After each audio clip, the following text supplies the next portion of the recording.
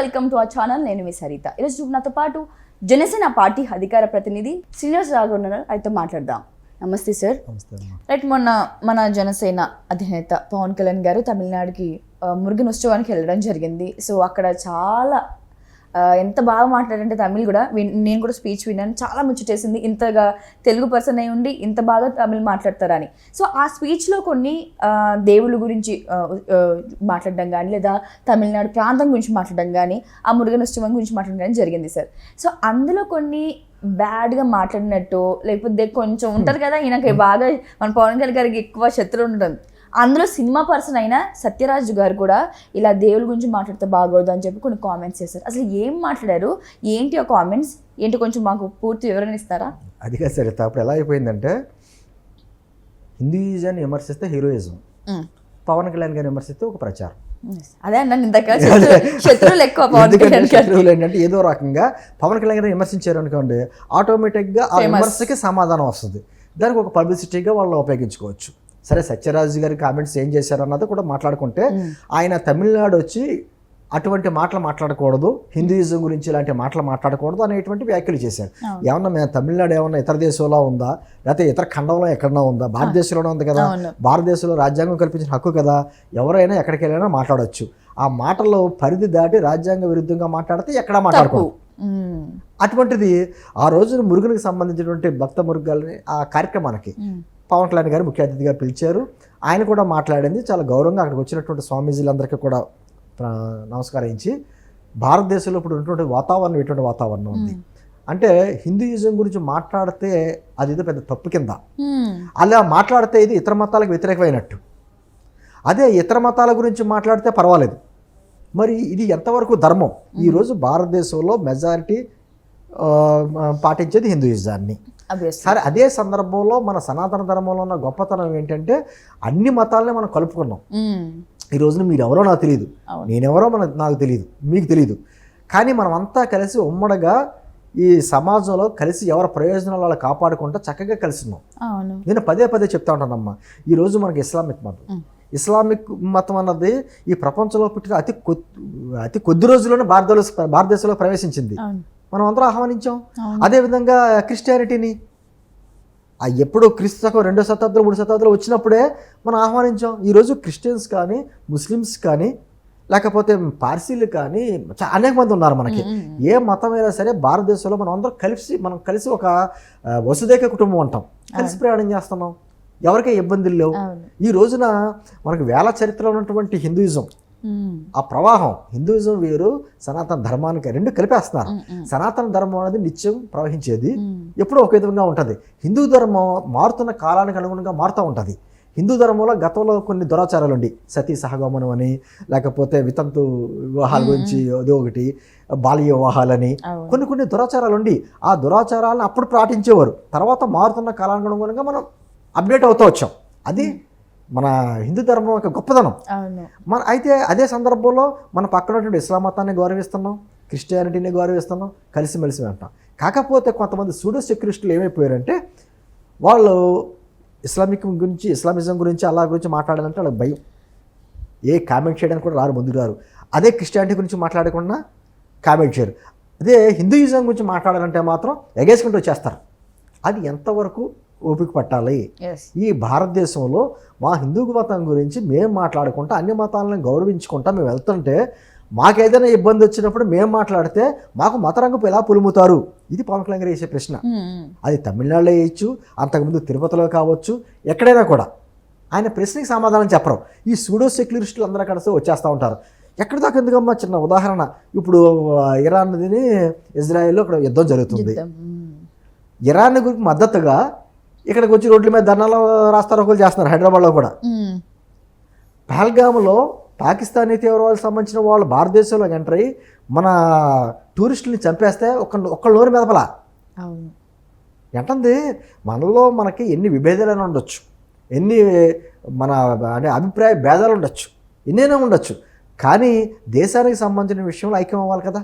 మరి ఎందుకు అవ్వలేకపోతున్నారు అంటే, ఈ రాజ్యాంగం ఒక మతానికి ఒకలాగా, ఒక మతానికి ఒక రాయిలా, అందరి మతాలు సమానమనే రాసింది. మనకి అందరికంటే మన భారతదేశంలో మనకి ఎక్కువ గౌరవించేది ఎవరికి గౌరవం ఇవ్వాలంటే రాజ్యాంగానికే. రాజ్యాంగం తర్వాతే రాష్ట్రపతి అయినా ప్రధాని అయినా ఎవరైనా సరే మన వ్యక్తుల కంటే ఉన్నత స్థానంలో రాజ్యాంగం ఉంది. అటువంటి రాజ్యాంగం కల్పించిన హక్కులను కూడా ఏమంటారో భారతదేశంలో ఎటువంటి మానవ హక్కుల ఉల్లంఘన జరుగుతుంది, లేకపోతే అలా జరుగుతుంది ఇలా జరుగుతుంది అంటారు. మరి ఎందుకు మరి అంత బాధపడతా భారతదేశంలో ఉండడం? మీకు నచ్చిన దేశంకి వెళ్ళిపోవచ్చు కదా. అది చేయరు. ఇక్కడే ఉండి దోమల తెరలో దోమ అంటారు చూసారా, అలాగే లోపలే కుట్టుకుంటూ మనల్ని చంపేస్తూ ఉంటారు. నేను అంటుంది ఈ రోజున హిందూ మతానికి ఒక ఇబ్బంది కలుగుతుంది. హిందూ మతంలో ఏదైనా ఇబ్బంది కలిగినప్పుడు మాట్లాడితేమో మతముద్ర వేస్తున్నారు, అదే ఇతర మతాల గురించి మాట్లాడడానికేమో ధైర్యం చేయట్లేదు. ఎందుకు ఇటువంటి వ్యత్యాసం? మన మతాన్ని మనం గౌరవించుకుంటేనే ఇతర మతాలను కూడా అన్నింటినీ గౌరవించడం అనేది మన సాంప్రదాయం. మా ఊర్లలో పల్లెటూరులో కూడా చూడండి, ఎంత గుళ్ళు గోపురాలు చేసేవాళ్ళు అన్నీ చేసేవాళ్ళు. హిందువులు పుట్టిన వాళ్ళు కూడా పిల్లలకి చిన్న జ్వరం వస్తే మసీదుకి వెళ్తే తాడు కట్టించారు. అవును, ఈవెన్ కూడా క్రిస్టియన్ లో ఉన్న వాళ్ళు కూడా వెళ్తా ఉంటారు ఊర్లలో. అవును, వెళ్తారు. అలా అంటే అంత ఇదిగా మమైకం అయిపోయి ఉన్నాం మనం. మతభేదం చూపించాం మనకి అంత. మన సమాజం, భారతదేశ సమాజం అంత అన్ని రకాలైనటువంటి మతాలని, అన్ని మత ఆచారాలని, భిన్న సంస్కృతులని, సాంప్రదాయాలని ఎన్నో ఒదిగి పెట్టుకుని ఉన్నది భారతదేశం. మరి అటువంటి భారతదేశంలో మెజారిటీ ప్రజలు అనుసరిస్తున్నటువంటి హిందూయిజాన్ని ఏదైతే ఉందో ఆ మార్గంలో ఏమైనా తప్పులుంటే మాట్లాడే తప్పులేదు. అంతేకాని బురద చల్లడం ఒకటే కార్యక్రమం కింద హిందూ మతం గురించి ఎవరన్నా మాట్లాడితేనేమో అదేమో వాళ్ళు ఏమో మతానికి సంబంధించి ఒక అంటకట్టడం, ఆ ధైర్యం ఎవరో చేయలేకపోయారు. పవన్ కళ్యాణ్ గారు చేసాడు. నేను నా సనాతన ధర్మాన్ని పాటిస్తున్నాను, మా భారతదేశ గొప్పతనం అది. అదే సందర్భంలో నా మతం, ఇప్పుడు తెలిసి పలానా కుటుంబం పలానా కులంలోనూ పలానా మతంలోనూ మనం పుట్టాం కదా. పుట్టిన తర్వాత మన తల్లిదండ్రులు ఆచరించే ఆచారాలు మన కులం, ఆ కులం మనకు వస్తుంది. అది ఏదేం కాదు కదా. అటువంటిప్పుడు ఆచరిస్తేనే పక్క కులాలని, పక్క మతాలని, అందరినీ, ప్రాంతాలను అందరినీ కూడా మనం గౌరవించుకుంటాం, ముందుకెళ్ళినటువంటి సాంప్రదాయం కదా. ఎందుకు హిందూయిజం మీద మాట్లాడితే మీరు ఇటువంటి ప్రశ్నలు వస్తున్నాయి? సూడో సెక్యులరిజం ఎందుకు వస్తుంది? సెక్యులరిజం మీనింగ్ ఏంటి అసలు? ఇది ఇక్కడ ప్రశ్నలు.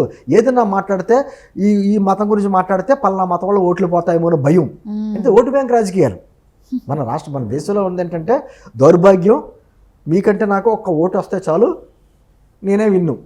ఆ ఒక్క ఓటు గురించి నేను అన్ని అక్రమ మార్గాల్లో తిరుగుతాం, కోట్లు ఖర్చు పెడతారు.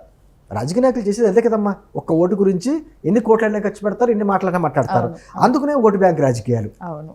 నేను అంటుంది ఇటువంటిది. ఇప్పుడు దౌర్భాగ్యం ఏంటి? రాజకీయాల గురించి వాటి గురించి మన వేల సంవత్సరాల సంస్కృతి ఉన్నటువంటి మన భారతదేశాన్ని మనం ఎందుకు తక్కువ చేసుకుంటున్నాం?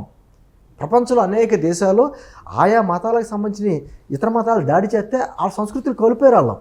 అటువంటిది భారతదేశం మాత్రం అలాగే కంటిన్యూస్గా ఉన్నాం. భారతదేశం మీద ఎన్ని రకాలుగా ఎంతమందో దాడి చేసినా, కొన్ని దశాబ్దాల పాటు ఇక్కడ పరిపాలించిన మనల్ని మన దాన్ని ఏమంటారో అసలు మూలాలు మనం మర్చిపోకుండా అలాగే కంటిన్యూ చేస్తున్నాం. అది గొప్పతనం. అదే పవన్ కళ్యాణ్ గారు ఎక్కడ మాట్లాడినా అదే మాట్లాడుతున్నారు. మా మతానికి లేకపోతే మా సంస్కృతికి సాంప్రదాయాలకి వ్యతిరేకంగా మీ ఇష్టం వచ్చినట్లు మాట్లాడేసి సెక్యులరిజం ముసుగులో దాక్కుందామంటే కుదరదు. అయిపోయినాయి ఆ ఓటు బ్యాంక్ రాజకీయాలు. మేము మా మతాన్ని గౌరవించుకుంటాం, మా సాంప్రదాయాలను గౌరవించుకుంటాం, మా సంస్కృతిని గౌరవించుకుంటాం. అదే సమయంలో పక్క సాంప్రదాయాలని, సంస్కృతిని కూడా మేము గౌరవిస్తాం, అందరితో కలిసి ఉంటాం. పవన్ కళ్యాణ్ పదే మధ్య చెప్తాడమ్మా, ముస్లిమ్స్ కూడా ఏదైనా ఇబ్బంది కలిగితే మాత్రం నేను మొట్టమొదటిగా వచ్చి మాట్లాడతాను. అది హిందూయిజం, ముస్లిం, ఇస్లామిక్ అనే కాదు, ప్రజలకి ఇబ్బంది కలిగిన మాట్లాడతానే మాట ఆయన మాట్లాడతాడు. అదే ఈ రోజు సత్యరాజ్ గారు కావచ్చు, ప్రకాష్ రాజ్ పాపం ఎక్కడో కొంచెం రెస్ట్లో ఉన్నట్టు ఆయన వచ్చేస్తాడు, గవ్వ ట్విట్టర్లో పెట్టి పెడతారు. అంటే వీళ్ళందరూ కూడా ట్వీట్లు పెట్టేసి ఏదో వీళ్ళకి ఏదో భారతదేశంలో ఏదో ఇబ్బంది కలిగిపోతున్నట్టు ఈ సూడో సెక్యులరిస్టులు ఉంటారు అమ్మా. వీళ్ళందరూ వచ్చి రాఘోపాల్ బ్రహ్మ సైలెంట్లో ఉన్నాడు, పాపం కేసులతో ఇబ్బంది పడుతున్నాడు. వీళ్ళందరూ సూడో సెక్యులరిస్టులు, కొద్దిగా రెస్ట్లో ఉన్నారు. ఇప్పుడు పవన్ కళ్యాణ్ గారు ఇది అన్నాడు కాబట్టి అతని మీద విమర్శ చేస్తే నేను కూడా ట్రోల్ అవుతాను, నేను కూడా ఉన్నాను అని చెప్పుకోవాలి. పవన్ కళ్యాణ్ గారు అంటే ఒక ప్రచారం కింద చేసుకుంటూ మాట్లాడుతున్నారు. కానీ ఖచ్చితంగా పవన్ కళ్యాణ్ గారు ఓటు బ్యాంక్ రాజకీయాల గురించి మాట్లాడడం, ఇలా మాట్లాడితే ఓట్లు పోతాయేమో అనేటువంటి భయాందోళన ఆయనకి లేవు. నిజం నిర్భయంగా మాట్లాడతారు కాబట్టి ఆ మాట్లాడిన మాటలు తమిళనాడులో అక్కడ ఉన్నటువంటి అధికార పార్టీకి కావచ్చు, కొంతమంది ఆ రాష్ట్రంలో ఉన్నటువంటి సూడో సెక్యులరిస్టులకు కావచ్చు బాధ కలిగిస్తుంది. ఖచ్చితంగా వాళ్ళు వచ్చి వాళ్ళ ఉనికిని కాపాడుకోవడం గురించి ఏదో బయటకు వచ్చి ప్రెస్ మీట్లు పెట్టడమో లేకపోతే స్టేట్మెంట్ ఇవ్వడమో చేస్తూ ఉంటారు. వాళ్ళు చేసే స్టేట్మెంట్లు లేకపోతే మిగతా వాటికి పవన్ కళ్యాణ్ ఏం ఆగడు. ఆయన చెప్పాలనుకుంటే చెప్తాడు, ఎక్కడ అండగా నిలబడాలి అక్కడ నిలబడతాడు. ఆ కార్యక్రమాలు మాత్రం కొనసాగిస్తూ ఉంటారు. Thank you sir, thank you so much.